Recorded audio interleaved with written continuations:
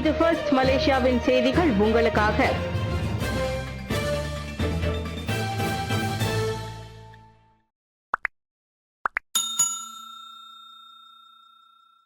Thailand கம்போடிய எல்லையில் அமலுக்கு வந்த போர் நிறுத்தம், மலேசியா வரவேற்பு.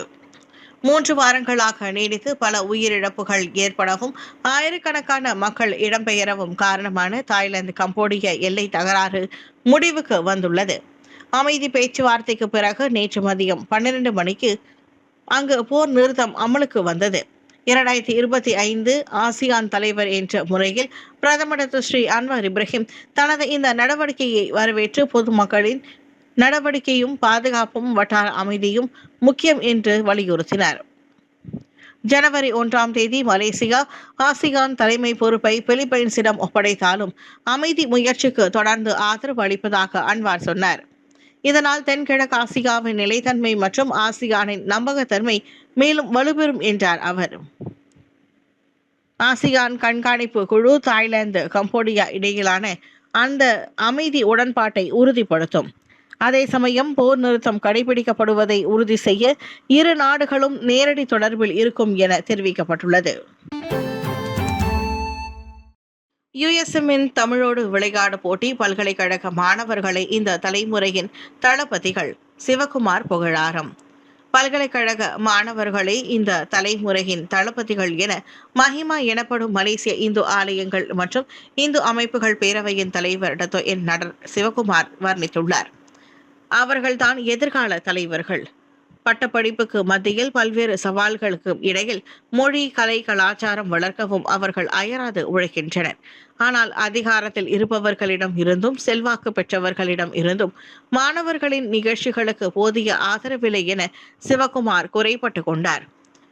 உண்மையான தலைமை என்பது எதிர்காலத்தை வடிவமைக்கும் இளைஞர்களை வலுப்படுத்துவதை தவிர, நேற்று பினாங்கு மலேசிய அறிவியல் பல்கலைக்கழகமான USMஇல் நடைபெற்ற தமிழோடு விளையாடு 4.0 புதிர் போட்டியை தொடக்கி வைத்து பேசுகையில் அவர் கூறினார்.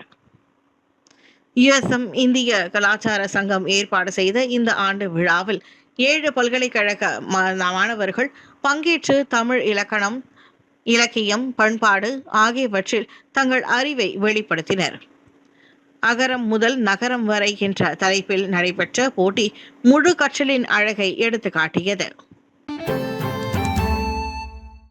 தளபதி திருவிழாவால் அதிர்ந்த புக்கிட் ஜாலில் அரங்கம், மிகப்பெரிய இசை வெளியீட்டு விழாவாக மலேசிய சாதனை புத்தகத்திலும் பதிவு. மிகவும் பிரம்மாண்டமாக நடைபெற்ற நடிகர் விஜயின் தளபதி திருவிழா நிகழ்வால் புக்கிட் ஜாலில் தேசிய விளையாட்டு அரங்கமே நேற்றிரவு குலுங்கியது. இரவு 7 மணிக்கு மேல்தான் நிகழ்ச்சி என்றாலும் காலை முதலே அரங்க வளாகத்தில் ரசிகர்கள் திரள தொடங்கினர். இதனால் புக்கிட் ஜாலிலே திருவிழா கோலம் பூண்டது. விஜயின் கடைசி படமான ஜனநாயகன் இசை வெளியீட்டு விழாவும் நடைபெற்ற நிலையில் மலேசியாவில் மிகப்பெரிய தமிழ் பட இசை வெளியீட்டு விழா என்ற மலேசிய சாதனை புத்தகத்தின் அங்கீகாரத்தையும் இது பெற்றது. தமிழகத்திலிருந்து ஏராளமான இசைக்கலைஞர்கள், நடிகர்கள் வந்திருந்தனர். பிற்பகல் 3 மணிக்கு தொடக்கம் இசை நிகழ்ச்சி களை கட்டியது.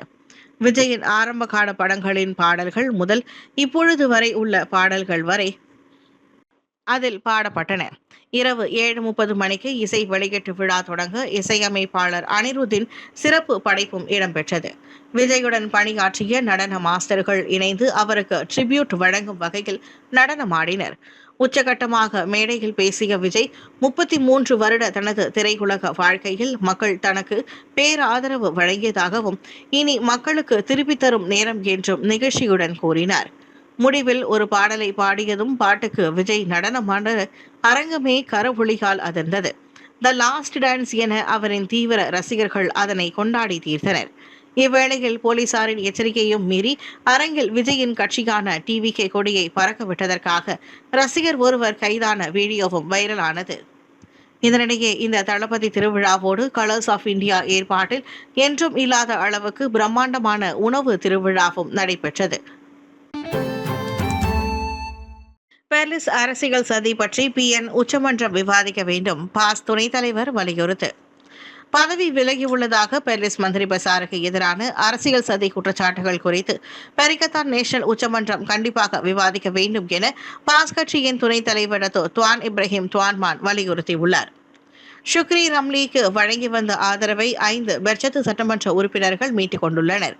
ஆனால் ஆதரவை மீட்டுக் கொள்ளுமாறு உத்தரவு ஏதும் தரப்படவில்லை என பெர்சத்து தலைவர் தான் ஸ்ரீ முஹுதன் யாசன் கூறியுள்ளார். பெர்லிஸ் ராஜா ஆணைக்கு ஏற்பவே புதிய மந்திரி பசார் வேட்பாளர் பெயர்கள் சமர்ப்பிக்கப்பட்டன. இந்நிலையில் அங்கு என்னதான் நடக்கிறது என்பது பற்றி பெர்சத்து சட்டமன்ற உறுப்பினர்களிடம் விளக்கம் பெறப்படும் என முஹுதீன் தெரிவித்தார். எது எப்படி இருந்தாலும் அந்த 5 செயல் ஏற்றுக்கொள்ள முடியாத ஒன்று.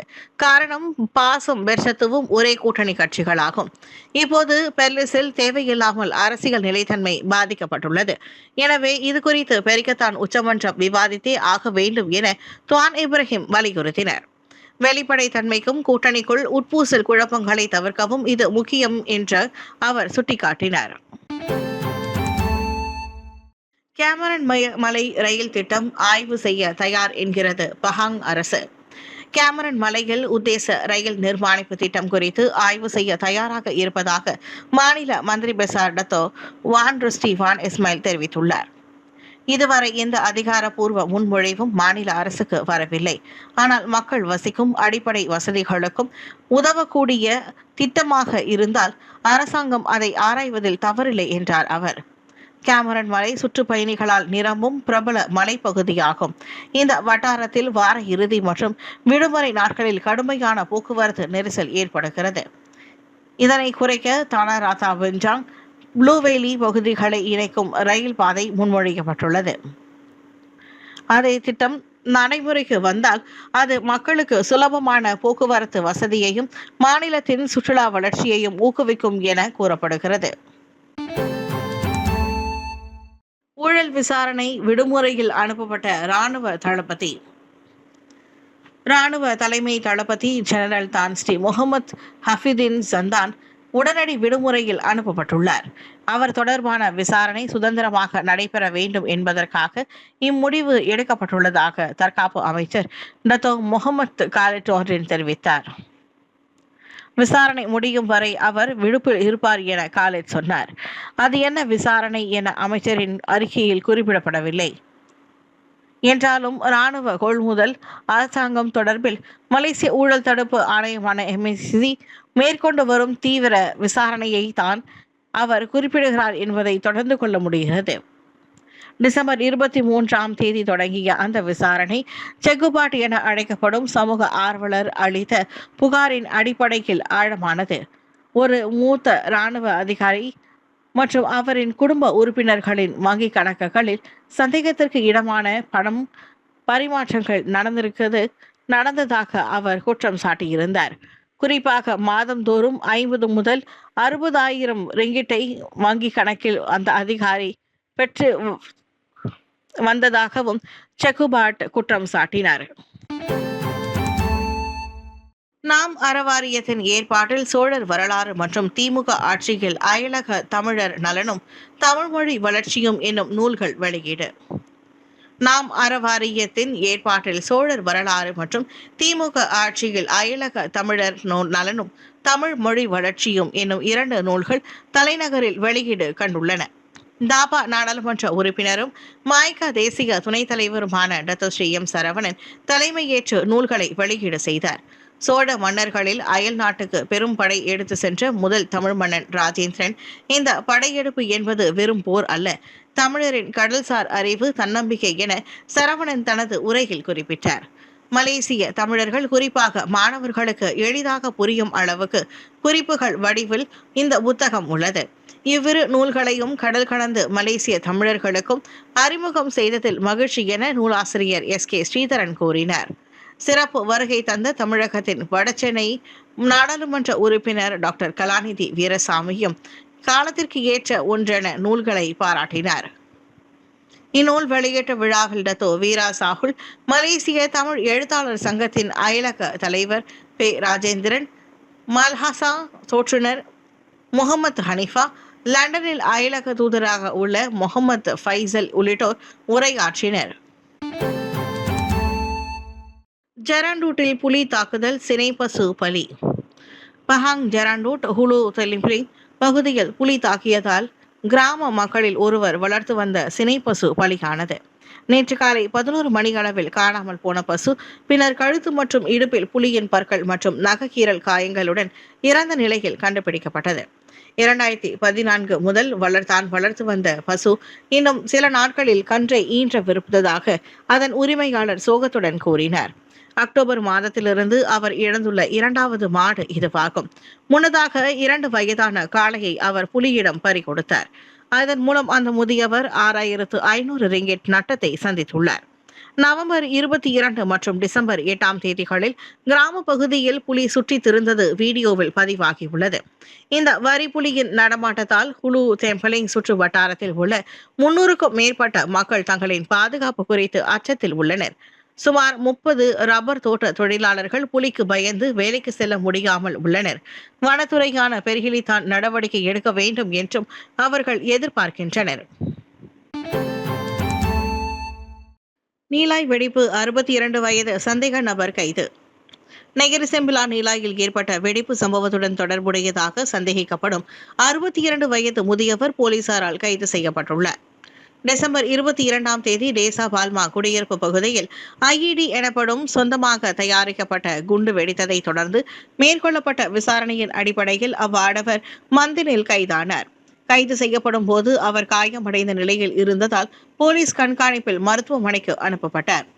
அவருடன் தொடர்புடைய வாடகை வீட்டில் நடத்தப்பட்ட சோதனையில் 30க்கும் மேற்பட்ட ஐஇடி வெடிகுண்டுகள் கண்டுபிடிக்கப்பட்டு பாதுகாப்பாக அழிக்கப்பட்டன.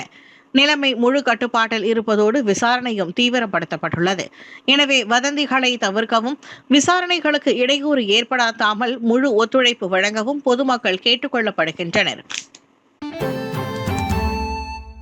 இ-ஹெயிலிங் ஓட்டுநர் மீது ஸ்டீரிங் லாக்கை கொண்டு தாக்குதல், முகத்தில் காயம். கோலாலம்பூரில் ஒரு இ-ஹெயிலிங் ஓட்டுநர் மீது பயணி தாக்குதல் நடத்திய சம்பவம் பெரும் அதிர்ச்சியை ஏற்படுத்தியுள்ளது. ஓட்டுநருடன் ஏற்பட்ட வாக்குவாதத்தின் போது பயணி ஸ்டீரிங் லாக்கை கொண்டு ஓட்டுநர் முகத்தில் அடித்ததாக கூறப்படுகிறது.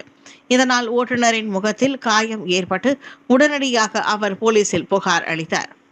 போலீசார் இதனை குற்றவியல் சம்பவமாக வகைப்படுத்தி தீவிர குற்ற விசாரணை நடத்தியதில் 35 வயது நபர் கைதானார். அவரிடம் இருந்து ஸ்டீரிங் லாக் பறிமுதல் செய்யப்பட்டது. விசாரணைக்காக அவர் தடுத்து வைக்கப்பட்டுள்ளார். மற்றொருவரின் மைகார்டு அட்டையை தவறாக பயன்படுத்தி புடி 95 எரிபொருள் மானியம் பெற்றவர் கைது. நெகிரி செம்பிலான் கெமின்சேவில் மற்றொருவரின் மைகார்டு அடையாள அட்டையை தவறாக பயன்படுத்தி அரசாங்கம் வழங்கும் புடி 95 எரிபொருள் மானியத்தை பெற்றதாக கூறப்படும் 42 வயது ஆடவர் கைதாகியுள்ளார். மைகார்டு உரிமையாளர் போலீசில் புகார் அளித்ததை அடுத்து அந்த அட்டை கெமின்சேவில் உள்ள பெட்ரான் எண்ணெய் நிலையத்தில் பயன்படுத்தப்பட்டிருப்பது கண்டுபிடிக்கப்பட்டது.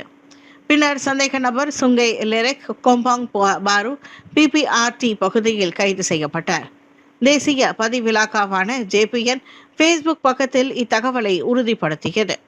இச்சம்பவம் தேசிய பதிவு விதிகளின் கீழ் விசாரிக்கப்படுகிறது. சந்தேக நபரை விசாரணைக்காக தடுத்து வைக்க நீதிமன்றத்தில் மனு தாக்கல் செய்யப்பட்டுள்ளது. இந்நிலையில் யாருடைய மைகார்டு அட்டையையும் எந்த நோக்கத்திற்காகவும் தவறாக பயன்படுத்துவது கடுமையான குற்றச்சாட்டாகும். காணாமல் போன அடையாள அட்டையை கண்டால் உடனடியாக ஜேபிஎன்னிடம் அல்லது போலீசிடம் ஒப்படைக்க வேண்டும்.